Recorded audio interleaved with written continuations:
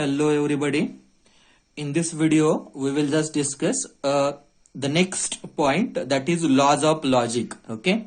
Actually, see here we have to discuss few laws, and those laws we have to use in our subsequent problems. Okay. So as far as this lecture is concerning, we will just discuss some important laws. Okay. So very first law is idempotent law.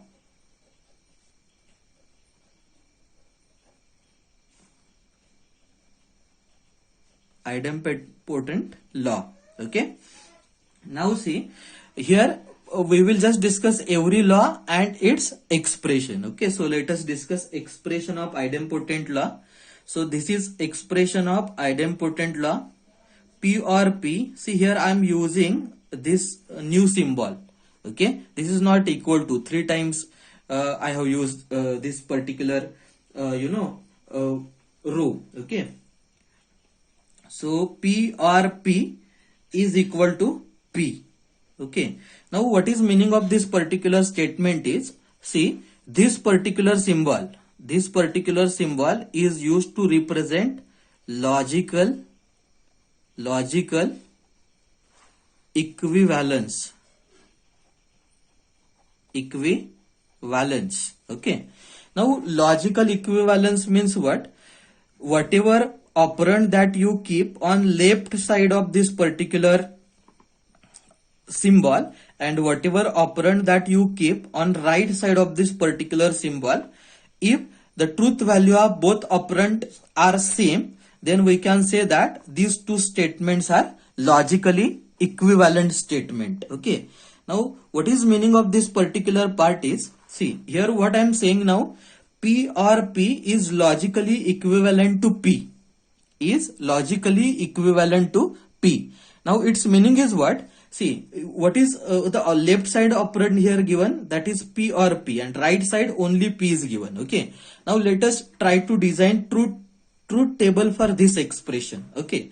So if I want to design truth table for this expression, then here see only one variable is given, P. Okay. And then or again P. So in both cases P is given. Okay.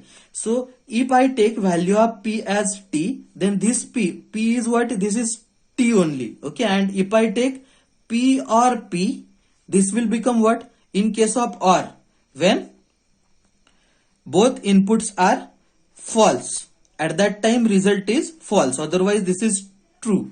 So P or P, we will get what? T or T, we will get output as T only. Okay. And this T is nothing but equal to P. So again here if I take P, so what P we have taken initially, that is T. Okay. So these two columns we are getting what? Same value.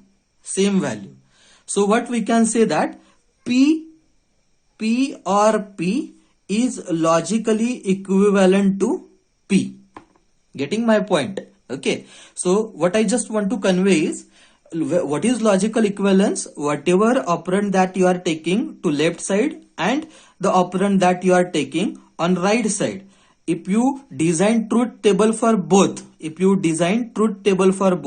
then after designing truth table for both, if you are getting same truth value, here we have got, see, same truth value T, then these two statement, this statement P or P and second statement is P, these two statements are called as what? They are called as logically equivalent statement. Getting this point? Okay. So I hope now what exactly logical equivalence is clear to you. Okay. Now here see, P or P is logically equivalent to P. This particular expression, this particular law is called as idempotent law in case of discrete mathematics. Okay. Or for idempotent law, one more expression they have given, that is, see, even you try to design truth table for this P and P, you will get P only. Okay. So see, P or P is logically equivalent to P, or P and P is logically equivalent to P. These two statements are called as what? Are called as idempotent law. Idempotent law. Okay. Now here, though this was first law, I have designed truth table. Now for further laws, I am not going to design truth table. We will just discuss only expression. Okay. Now second law. Second law. Okay. Commutative law.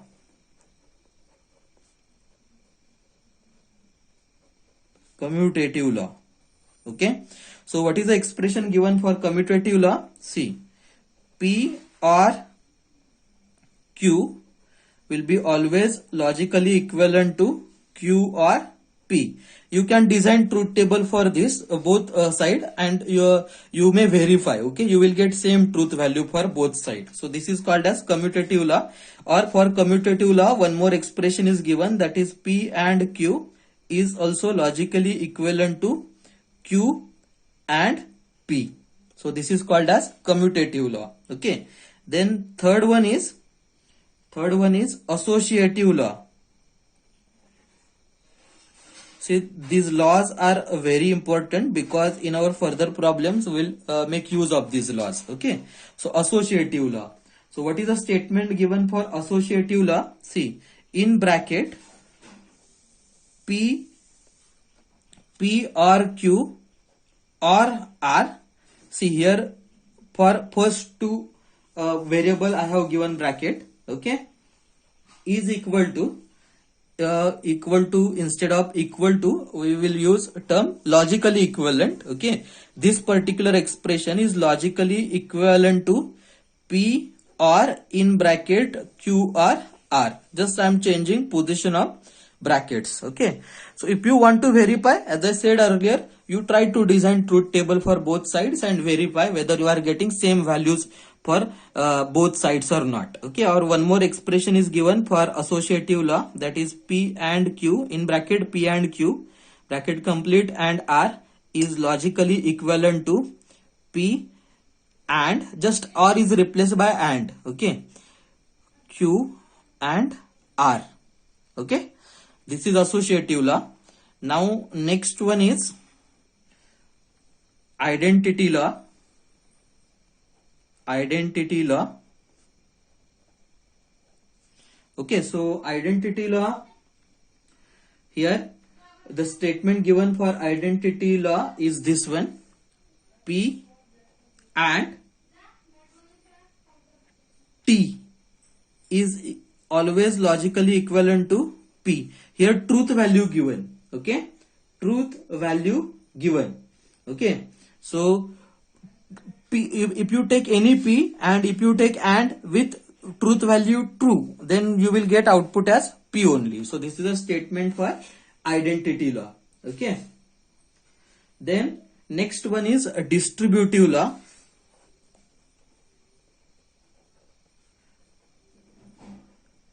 Distributive law. Okay. So here you have to remember statement of distributive law. Okay, so see, this is a statement given for distributive law. P or in bracket Q and R is logically equivalent to P or Q in bracket P or R. Okay, or one more statement is given for distributive law. You can just replace and by or and or by and. So P and Q or R is logically equivalent to P and Q or P and R. Okay, so this is distributive law. Then next one is complement law. Complement law. Law number 6.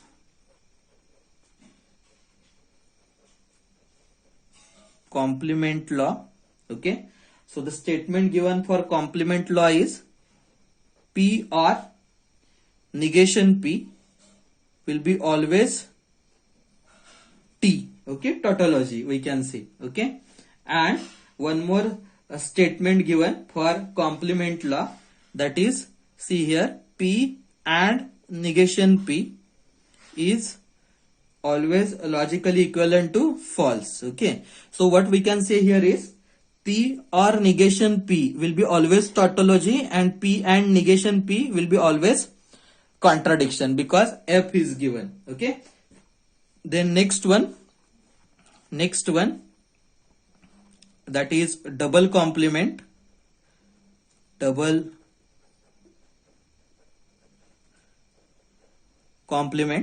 Okay.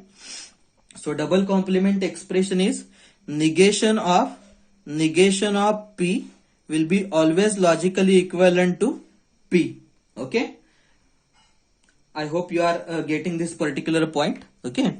Now we will just discuss most important law. Okay. That is law number 8. Okay. Frequently we will use this law. It is called as De Morgan's law. De Morgan's law. Okay. So what is the expression given for De Morgan's law? Negation of P or Q is logically equivalent to negation of P, okay, and negation of Q. Okay. Or one more expression given for De Morgan's law, that is negation of P and Q will be always logically equivalent to negation of P or negation of Q. Okay. As I said earlier, you can design truth table for both sides. Okay. And you can verify whether you are getting same values on both sides or not. Okay. One more law we have to discuss here, that is absorption law.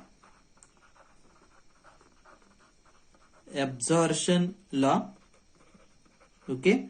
So expression for absorption law is given like this: P or in bracket P and Q will be logically equivalent to P. Okay. And second expression given for absorption law is P and P or Q will be logically equivalent to P. Okay. So these are some commonly used laws, okay, that we have discussed in this session. Okay. So here we have started with idempotent law, then commutative law. Okay. Then next one, associative law, identity law, then distributive law, complement law. Okay. And then double complement law. And then finally we have discussed De Morgan's law and absorption law. Okay. So this is all about the laws of logic. Okay. In our subsequent lectures, we will just discuss few examples where we will make use of these laws. Okay. So that's all for this session. Stay tuned for further updates. Thank you.